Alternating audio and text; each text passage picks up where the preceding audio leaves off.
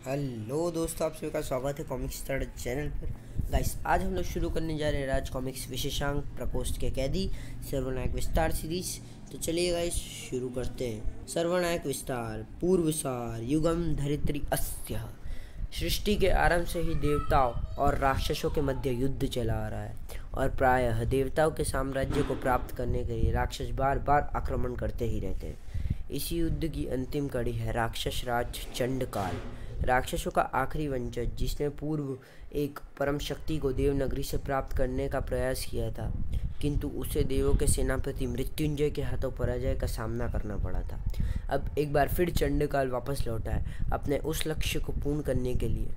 वह पहले से बहुत शक्तिशाली है और उसने स्वर्ण नगरी के सुरक्षा तंत्र को ध्वस्त करके स्वर्ण नगरी प्रकोष्ठ के सभी कैदियों को स्वतंत्र कर दिया है। इधर ये कैदी स्वर्ण नगरी में मृत्यु तांडव मचा रहे हैं, तो दूसरी तरफ धनंजय और ध्रुव उलझे हुए हैं आसुरी ऊर्जा से।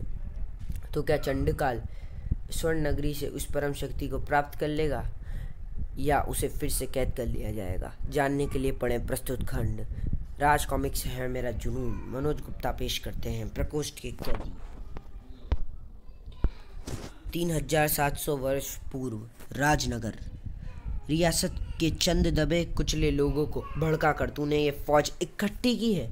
इनकी मदद से तू जिन मंसूबों को पूरा करने निकला है, उसका अंत आज मेरी सेना द्वारा होकर रहेगा। और अगर तू इस युद्ध में मारा भी गया तो याद रखना, तू कारागार में ऐसी यातनाएं भुगतेगा कि उनके सामने तुझे नरक की यातनाएं भी छोटी लगेगी। मारा नहीं भी गया तो जिनको तू दबा कुचला और तुच्छ समझ रहा है गजबल, वे तेरी मौत का फरमान है। तू ताउम्र ऐसी शक्तियों को हासिल करने की चेष्टा करता रहा जो तुझे अविनाशी और अमर बना दे। इसके लिए तूने सैकड़ों युद्ध लड़े, लाखों मासूमों का रक्त बहाया और अपने राज्य की जनता को भी निर्ममता पूर्वक शोषण किया।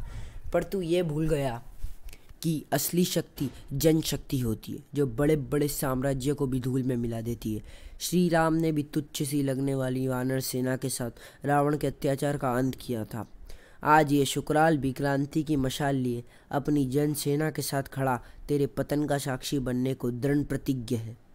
तेरा यह सारा बड़बोलापन तेरे और तेरी सेना का अंत का कारण बनने जा रहा है। आगे बढ़ो, धूल में मिला दो शत्रु सेना को। तो फिर आज ये संसार भी देखेगा गजबल कि कैसे इस माटी का सुपूत अपनी तलवार शाकल्य से इस धरा को रक्त का स्नान कराता है। जय राजनगर, जय वीर शुक्राल। तेरे सभी मायावी वार मेरी ढाल शिलाका के सामने यूं विफल होंगे जैसे बाज के सम्मुख किसी सर्प के पैंतरे। शुक्र शिष्य शुक्राल, जो जन्म जन्मांतर के चक्र के कारण अपना अस्तित्व भूल बैठा था, परंतु एक चीज थी जिसे वह कभी भूल नहीं सकता था। वह थी उसका अद्भुत रण कौशल और अद्वितीय युद्ध नीति, और युगों तक जन्म लेने के पश्चात भी शाकाल्य और श्लाका से उसका साथ। चाहे शुक्राल का पराक्रम हो या उसके दो अभिन्न अस्त्र जिनकी सराहना किए बिना शत्रु भी नहीं रह पाता था। अद्भुत है इसका पराक्रम और अद्भुत है इसकी ढाल और तलवार। कितनी सहजता से इसने न सिर्फ मेरे सर्प व्यूह को भेद दिया, बल्कि अब हमारा सुरक्षा घेरा तोड़कर तेजी से हमारी तरफ बढ़ा चला रहा है। इसके यह अस्त्र तो सम्राट गजबल दौरी के पास होने चाहिए, और उसके लिए इसकी मृत्यु आवश्यक है। जब तक ये जीवित रहेगा, मृत्यु की नंगी तलवार बनकर मेरे सिर पर नाचता रहेगा। धनुधारियों, तीर बरसाओ। गजबल दौरी के इशारे पर कई तीर शुक्राल की तरफ लपके जरूर, पर कोई भी अपने लक्ष्य तक नहीं पहुंच पाया। वर्षों की फुहार से फौलाद छिदे हैं क्या कभी? परंतु कुछ तीरों के लक्ष्य अलग थे।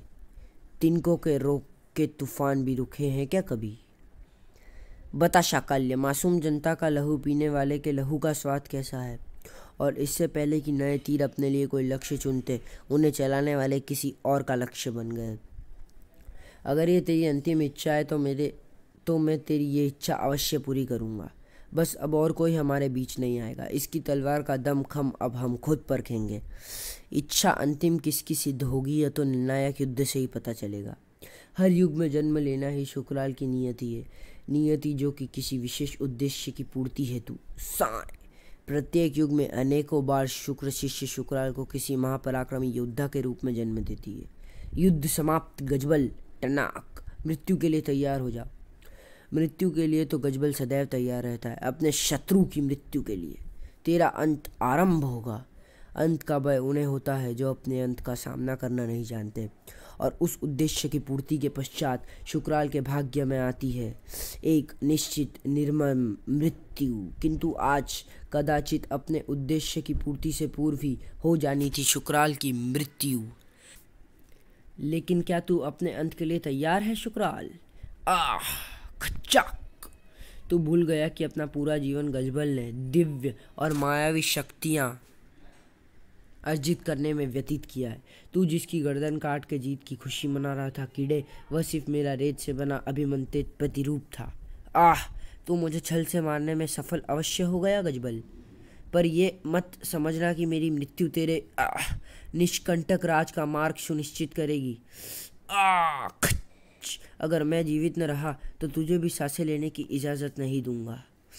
अपने धर्म को निभाए बगैर यह वीर मृत्यु को भी खुद पर हावी होने की स्वीकृति नहीं देता। कुछ समय पश्चात महाराज मृत्यु की कगार पर है, किसी भी क्षण इनके प्राण देह त्याग सकते हैं। महाराज गजबल ने ऐसी स्थिति के लिए ही हमें विशेष आदेश दिया था इस विशेष स्थान पर लाने का। तुम लोग बिल्कुल सही समय पर इसे मेरे पास लाए हो। यदि इसके प्राण निकल जाते तो इसके शव को परीक्षित करने का कोई फायदा नहीं होता। अब इसके निकलते हुए प्राण इसके इस शरीर के साथ ही संरक्षित हो जाएंगे सदा के लिए। अब जब भी यह अपनी इस संरक्षित निद्रा से जागेगा तो दुनिया पर कहर बनकर टूटेगा। जाओ सेवकों, अपने सम्राट को पूरी शानो शौकत से उसकी कब्र में दफन कर दो। हा हा हा, तो स्वर्ण नगरी की सुरक्षा का आधार स्तंभ सामदेव स्वयं आया है प्रकोष्ठ की रक्षा के लिए, पर प्रकोष्ठ का रक्षा कवच टूट चुका है। स्वर्ण नगरी वर्तमान। अब हमारे शरीर भी स्वतंत्र हैं और मन भी। अब तू और तेरी देव सेना मिलकर भी हमारा कुछ बिगाड़ नहीं पाएंगे। विभित्सु, मेरे हाथ में थमा धनुष समा धनुष है। इसका निर्माण दिव्यास्त्रों से निर्माता शिव की निर्माण पद्धति और स्वर्ण नगरी के प्राचीन विज्ञान तकनीकी के संयोग से किया गया है, जो न तुम सबके शरीर को स्वतंत्र रहने देगा और न ही तुम्हारी शक्तियों को। उफ, यह कैसी ऊर्जा है जिसके पार न हम जा पा रहे हैं और न हमारी कोई शक्तियाँ। यह सामदेव की साम ऊर्जा है, किसी भी तामसिक शक्ति को बांध सकती है। यह तामसिक शक्तियों को अवश्य तेरी साम ऊर्जा बांध सकती है, पर इस देव के शरीर से निकलने वाली शक्तियाँ दैविक है, तामसिक नहीं। महामानव को तेरी सहायता की आवश्यकता नहीं है पीली पोशाक वाले। यह मूर्ख देव भूल गया कि महामानव कोई तामसिक शक्ति नहीं है और इसकी ऊर्जा महामानव को नहीं बांध सकती। तामसिक शक्ति हो या मानसिक शक्ति, साम ऊर्जा के अमोघ अस्त्र से नहीं बचोगे तुम लोग। तेरी इस साम ऊर्जा का उद्गम स्रोत खुद तू है देव, तुझसे ही यह ऊर्जा उपज रही है। जरा सोच क्या होगा अगर हम तेरी इस ऊर्जा को सोखते चले जाएं। इंसानी मकोड़े, कद बीते बर का और बातें बड़ी बड़ी। इस बौने और गिरगिट के वार ने सामदेव को अचेत कर दिया। यह तो जैसे मुझे मुंह मांगा वरदान मिल गया हो। हा हा हा, यही मौका है इसके शरीर पर अधिकार करने का। हा हा हा हा हा हा, आखिर मैं सफल हो ही गया। सामदेव का शरीर मेरे नियंत्रण में आ गया, मतलब देवों की शक्ति की कुंजी मेरी मुट्ठी में आ गई। अब आएगा वास्तव में राक्षस राज्य। हा हा हा, देवों को उनकी ही नगरी में देवों की ही शक्तियों से नष्ट करना कितने असीम आनंद की अनुभूति दे रहा है। इस पल की प्रतीक्षा तो मुझे सदियों से थी। आज मैं देवों की इस सभ्यता का संपूर्ण विनाश कर दूंगा, ठीक वैसे ही जैसे इन देवों ने हमारी राक्षसी सभ्यता का अंत किया था। आज चंडकाल अपने अनंत जीवन के एकमात्र उद्देश्य की पूर्ति करेगा, देव रहित सृष्टि का उद्देश्य। फिर रह जाएंगे मानव, उनका जन्म तो जन्म ही हमारी दास्ता करने के लिए हुआ है। देवों, होश में आइए, आप यह क्या कर रहे हैं? हम तो होश में ही हैं मूर्ख। अब तो देवों के होश उड़ने का समय आ गया है। अम्मा, क्या हम लोग मरने वाले हैं? क्या देवों के नायक धनंजय भी हमारी रक्षा नहीं कर सकेंगे? नहीं बेटा, धनंजय के रहते कोई भी शक्ति देवों का अहित नहीं कर सकती। और हमारा मित्र सुपर कमांडो ध्रुव है ना, क्यों इसे झूठी दिलासा दे रही हो बेटी? राक्षस चंडकाल ने जिन देवों के शरीर पर कब्जा किया है वे कोई साधारण देव नहीं है, स्वर्णगिरी के निर्माता शक्तियों में से एक है, और जो बना सकता है वो मिटा भी सकता है। अब स्वर्ण सभ्यता का विनाश निश्चित है। इन देवों के हितैषी ध्रुव, उसका भी इंतजाम कर ही दिया है मैंने। देव जाति को अपने रक्षक पर अटूट विश्वास था, पर क्या उनका विश्वास और धनंजय की इच्छा शक्ति आज टूट जाने वाले थे? ठोस ऊर्जा कवच की आड़ लेकर अगर तू बचने की सोच रहा है देव धनंजय, तो बता दूं कि महाराक्षस असितु इंद्र के वज्र को भेदने की क्षमता रखता है। अपने सामर्थ्य से ज़्यादा मत बोल असितु। अगर इंद्र के वज्र को भेदने में तू सक्षम होता तो चीर मूर्छा का दंश न झेल रहा होता। रही बात ऊर्जा कवच की आड़ की, तो मैं आड़ नहीं, आर या पार का इरादा रखता हूँ। फिर तो समझो तुम यह आर या पार का युद्ध हार गए देव धनंजय, क्योंकि तुम्हारा कवच हमारे मानसिक प्रहार को नहीं रोक सकता। तुम लोग प्रकोष्ठ से बाहर कैसे आ गए? उसी तरह जैसे तेरे प्राण तेरे शरीर से बाहर आने वाले। और ऐसा कब हुआ यह तुझे पता भी नहीं चलेगा। महामानव को कीड़े मकोड़ों की भीड़ का हिस्सा बनना स्वीकार नहीं। यदि तुम जिंदा बचे तो हमारा आमना सामना जरूर होगा देव। यह लाल बरसाती कीड़ा तो भाग रहा है, मुझे भी इन देवों असुरों के प्रपंच से क्या लेना देना। मुझे तो मानवों का इस धरती से समूल नाश कर दोबारा सरीसृपों की सृष्टि बसाना है। देव हो, असुर हो या मानव, सबको मारना होगा। भीड़ का हिस्सा गलाला गीचा भी नहीं है। गलाला गीचा जहाँ खड़ा हो जाए भीड़ साफ कर देता है। गलाला गीचा संशय में था और संशय दूर करने उसे एक ही कारगर तरीका आता था। इतनी लंबी नींद से जागने के बाद बहुत भूख लगती है। गिरगिट पागल हो गया है, उससे बाद में निपट लेंगे। अभी हमें उससे भी अधिक महत्वपूर्ण कार्य को अंजाम देना है। क्या हुआ देव, हमसे लड़ने का सामर्थ्य भी नहीं बचा क्या? देखो तो कैसे बिन जल की मछली की तरह छटपटा रहा है। हा हा हा। अब इसे इस यातना से मुक्त कर देना चाहिए। मुक्ति तो अवश्य मिलेगी, लेकिन तुम सभी को इस आज़ादी से। काली पहाड़ी, राजनगर, उफ, किर्र। उन असुरों के शरीर नष्ट करके तो मैंने अपनी शामत बुला ली है। एक तो यह आसुरी ऊर्जा है, दूसरी अशरीरी। यहाँ पर इससे निपटने के लिए कोई साधन भी नहीं मिल पा रहा, न स्टार लाइन लटकाने के लिए कोई ऊंची जगह है। बस पहाड़ियों, चट्टानों और छोटी छोटी खोएं। यस, ये खोएं इस आसुरी ऊर्जा से निपटने में शायद मेरी मदद कर सके। आसुरी ही सही है तो यह भी ऊर्जा का ही रूप, और धरती हर किस्म की ऊर्जा को सोखने की क्षमता रखती है। कुछ समय पहले निशाचर को भी डोगा लोरी और मैंने धरती के नीचे दबाकर ही काबू किया था। वह युक्ति यहाँ पर भी प्रयोग में लाकर देखी जा सकती है, और उसके लिए मुझे अपने दोनों ब्रेसलेट से स्टार लाइन्स उस गड्ढे में इस तरह छोड़नी है कि स्टार लाइन का एक सिरा पूरा तरह जमीन में धंस जाए। कड़ कड़ कड़ कड़। जानने के लिए पड़े नागराज और डोगा का पूर्व प्रकाशित विशेषांक। निशाचर।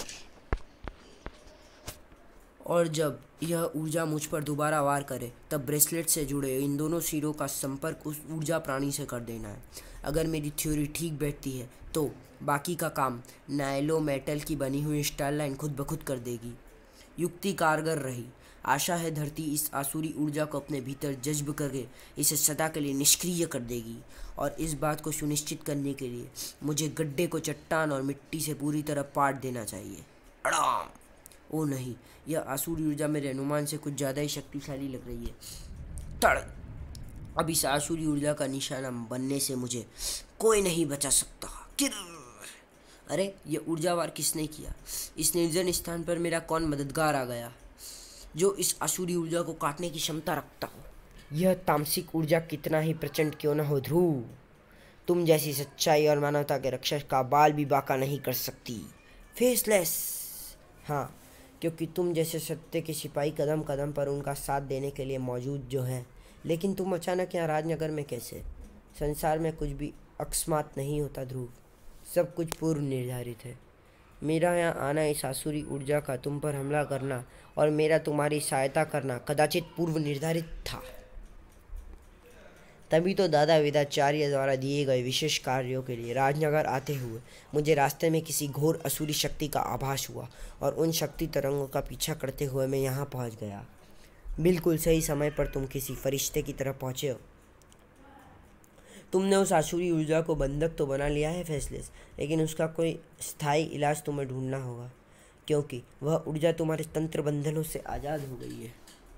असंभव! इस आसुरी ऊर्जा ने अभिमंत्रित रुद्राक्षों के तंत्र बंधों को तोड़ दिया। आसुरी ऊर्जा की क्षमताएं पर आश्चर्यचकित होने का समय नहीं है फेसलेस, तुम्हें इस ऊर्जा को काबू में करना ही होगा। मैं कोशिश कर रहा हूँ ध्रुव, किंतु लगता है यह आसुरी ऊर्जा मेरे अनुमान से कहीं ज़्यादा प्रचंड है। स्वर्ण नगरी, तो यह है वह दिव्य भवन जिसकी मुझे तलाश थी। कोई देव ही इसके भीतर प्रवेश कर सकता है। यदि किसी देव के अलावा मानव, यक्ष, गंधर्व, असुर, राक्षस ने इसके भीतर प्रवेश करने की कोशिश की तो वह भस्म हो जाएगा।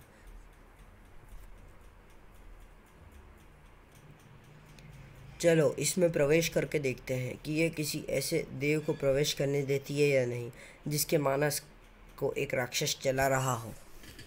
जिस वस्तु को प्राप्त करने हम यहाँ आए हैं उसे प्राप्त करना यदि इतना ही सरल होता तो अभी तक कोई न कोई उसे प्राप्त कर ही चुका होता। इस दिव्य भवन में प्रवेश करने से पहले हमें आपात स्थिति से बचने के लिए कुछ व्यवस्थाएं करनी होगी। तुम्हारा कथन सत्य है। माना कि देवों की सुरक्षा प्रणाली में वह सामर्थ्य नहीं है कि सराज चंडकाल को परास्त कर सके, किंतु दुश्मन को कम आंकना भी मूर्खता होगी। यह पारगमन यंत्र हमें किसी भी प्रकार की आपात स्थिति में संकट से बचाएगा। हा हा हा, मैं अंदर प्रवेश कर गया और भस्म भी नहीं हुआ, अर्थात मैं देवों की एक सुरक्षा व्यवस्था को भेदने में सफल हुआ। हा हा हा, देवों की सुरक्षा प्रणाली में अब वह सामर्थ्य नहीं जो हम राक्षसों को रोक सके। यह कहना अतिशयोक्ति होगा। समय से पहले अपनी विजय का उत्सव मनाना पराजय का कारक बन सकता है। अभी केवल हमने भवन में प्रवेश किया है।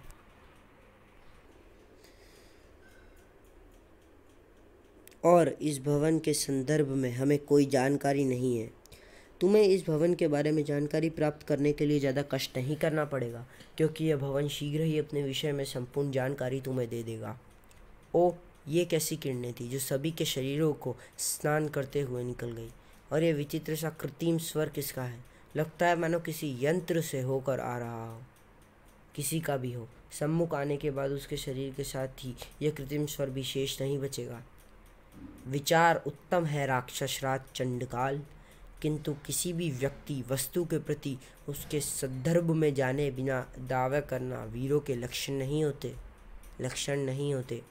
व्यर्थ कथनों द्वारा समय व्यर्थ ना करे मायावी, सम्मुख आए। जैसा आप चाहें असुर श्रेष्ठ। भक ऑफ, ये तीव्र प्रकाश शूलों की भांति नेत्रों में चुभ रहा है। आखिर है क्या ये माया? सही पहचाना, माया ही है यह। और इस भवन का नाम है मायावन, और मैं हूँ इस भवन की जीव ऊर्जा, या तुम मुझे इस भवन की कृत्रिम चेतना भी कह सकते हो। मायावन स्वर्ण नगरी की सुरक्षा प्रणाली का अंतिम और अभेद पड़ाव है। यदि इसे पार कर लिया तो स्वर्ण नगरी के साथ ही स्वर्ण नगरी में वास करने वाली संपूर्ण देव जाति तुम्हारे अधीन होगी। कौन रोकेगा हमें इसे पार करने से? किसमें है इतना सामर्थ्य? यह भवन स्वयं रोकेगा तुम्हें, और ऐसा करने में तुम स्वयं इस भवन की सहायता करोगे। कैसे, यह शीघ्र ज्ञात होगा। तुम्हारी बातें सुनकर मुझे भयंकर हंसी आ रही है, और मुझे भयंकर क्रोध, और इस क्रोध को शांत करने का मेरे पास एकमात्र एवं अचूक उपाय है कि तुम्हारे अस्तित्व को ही सदा के लिए नष्ट कर दिया जाए। हा हा हा, नष्ट हो गया बड़बोला। व्यर्थ समय नष्ट कर रहा था, लेकिन मनोरंजन भी कर रहा था। अब या तो तुम इस भवन का एक अभिन्न हिस्सा बनकर रह जाओगे। मुझ पर प्रहार करके तुमने इस भवन के तिलिस्म के प्रथम एवं अंतिम चरण को कार्यान्वित कर दिया है, या तिलिस्म तोड़कर अपने उद्देश्य में सफल होगे।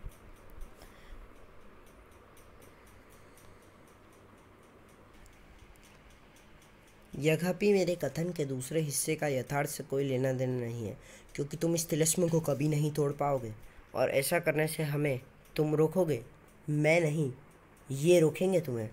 इस भवन की सुरक्षा प्रणाली ने तुम्हारे मानस का गुप्त अध्ययन करके तुम्हारे ही भूतकाल से उस घटना को पुनर्जीवित कर दिया है जहाँ तुम्हें तुम्हारे शत्रुओं ने पराजय का मुख दिखाया था। यहाँ अंतर केवल इतना है कि यह परिस्थिति उस समय से ज़्यादा भयावह है, क्योंकि इन प्रतिरूपों के पास इनके वास्तविक रूपों के अलावा भी अतिरिक्त शक्तियाँ हैं। भक स्वर्ण नगरी, तुम सभी असुरों और स्वर्ण नगरी की कैद से आज़ाद हुए भगोड़े कैदियों को यह पहली और आखिरी चेतावनी है।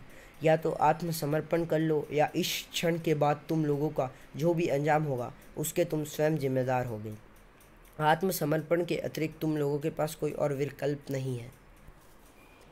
विचित्र संयोग है यह जो मुझे यहाँ स्वर्ण नगरी खींच लाया, अन्यथा मैं अपनी इच्छाधारी शक्ति को अपने पुत्र की सुरक्षा के लिए साध रहा था, परंतु न जाने कैसे वह इच्छाधारी शक्ति दो हिस्सों में विभक्त हो गई। इससे पहले कि मैं इस बारे में और अधिक छानबीन कर पाता, मुझे बहुत ही क्षीण मानसिक संकेत प्राप्त होने लगे, जो कि राजकुमारी विसर्पी के थे और समुद्र में उस स्थान के आसपास से आ रहे थे जहाँ स्वर्ण नगरी स्थित थी। मैंने अपने उन सभी इच्छाधारी साथियों से संपर्क स्थापित करने की कोशिश की जिन्हें मैंने नाग निरंजनी की सुरक्षा का जिम्मा सौंपा था, पर मैं किसी से भी संपर्क स्थापित नहीं कर पाया। विसर्पी और मेरे नाग मित्रों के किसी अप्रिय स्थिति में फंसे होने की आशंका ने मुझे यहाँ पहुँचा दिया। मुझे मेरे नाग मित्रों और विसर्पी की स्थिति का तो पता नहीं चला, न जाने वे किस परिस्थिति में कहाँ पर होंगे। किंतु इस भारी मुसीबत में फंसी स्वर्ण नगरी पर मेरी नज़र पड़ गई। अब इनकी रक्षा करना और इन भगोड़े कैदियों को रोकना मेरी जिम्मेदारी है। तुच्छ मानव जैसे दिखाई देने वाले मूर्ख कीड़े, तेरा इतना दुस्साहस की गलाला गीचा को चेतावनी दे। इन कायर असुरों और स्वतः सिद्ध महामानवों को तेरी चेतावनी ने भयभीत भले ही कर दिया हो, किंतु गलाला गीचा तुझ जैसे सहस्त्र कीड़ों को बिना चबाए समूचा ही निगल जाता है। तो तेरे पास आखिरी अवसर है, अपनी कही बात के लिए गला गीचा से क्षमा भड़क। तो क्या विचार है आप सभी महाअनुभवों का? आत्मसमर्पण और आत्महत्या, कह तो ये नराधम सत्य ही रहा है। इससे टक्कर लेना आत्महत्या करने से कम नहीं। पिछली बार इसने अकेले मेरी नगरी में घुसकर उसे तबाह कर दिया था और मुझे मृत्यु से भी निकृष्टतम जीवन जीने पर विवश कर दिया था। ऐसी कायरों वाली बात मुझे शोभा तो नहीं देती, किंतु एक मूर्ख वीर बंधक का जीवन व्यतीत करने से उत्तम यही होगा कि एक समझदार स्वतंत्र भीरू का जीवन जी लूँ। बस बहुत व्यवधान उत्पन्न कर लिया तूने हमारे अभियान में। अब तेरे मृत शरीर पर चलकर ही अपने अभियान को आगे बढ़ाएंगे हम। सैनिकों, जाओ, जो भी इस तुच्छ मानव का शीश काटकर मेरे समक्ष प्रस्तुत करेगा, वह इस युद्ध में जीती हुई स्वर्ण नगरी के 40% भाग का स्वामी बनेगा। जाओ। इन गीजी बिजाते हुए जंतुओं के बल पर तू मुझे और मेरी सेना को परास्त करने का स्वप्न देखने चला है? नहीं, वह तो बस दूसरी तरफ ध्यान भटकाने के लिए था। असल प्रहार तो मैं अब करूँगा।